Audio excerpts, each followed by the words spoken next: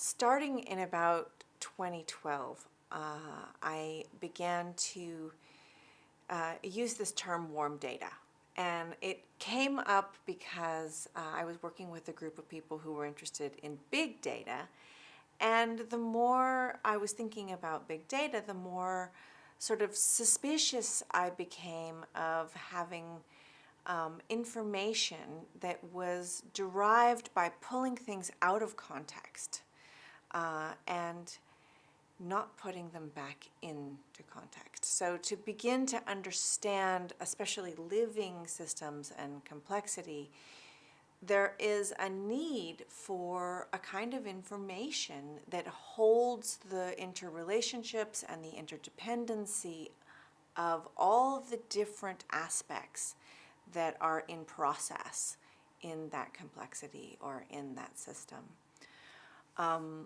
We don't have a word or even a way of being comfortable of deriving information that has to do with that very important relationality.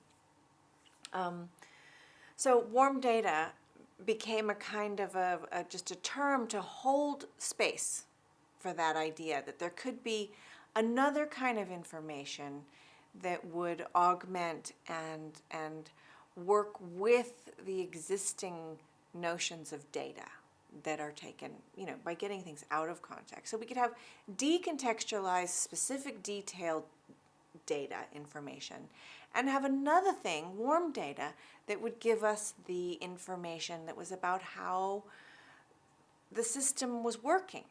Why is it being the way it's being? How is it functioning in its larger set of relationships?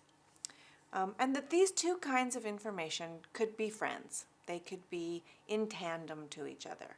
And that we could get all the statistics of something and then we could say to someone, and what is the warm data on this? How is it working in its interdependency of other things? An example might be that you could look at food. And you could get the nutritional, quantitative, measurable, sort of repeatable idea of what the information is about the food on your plate. But that doesn't actually tell you the other information, which is what is the relationships in which this food, what are the relationships in which this food has come to be? Is it cultural? Is it economic? Is it political? Is there family, generational relationships, biological? How is it in relationship to your microbiome?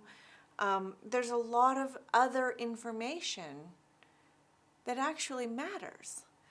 And that information is a different kind of animal. It doesn't give you the same hard, cold facts. What it gives you is context. And sometimes it gives you multiple contexts. So warm data is really important, I think, in this era to explore.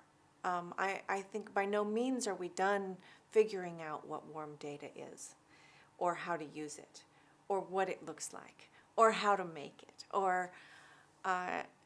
but to begin with, just to recognize that this is a realm of information that matters, especially when we're dealing with complexity, when we're trying to deal with things that we call wicked problems.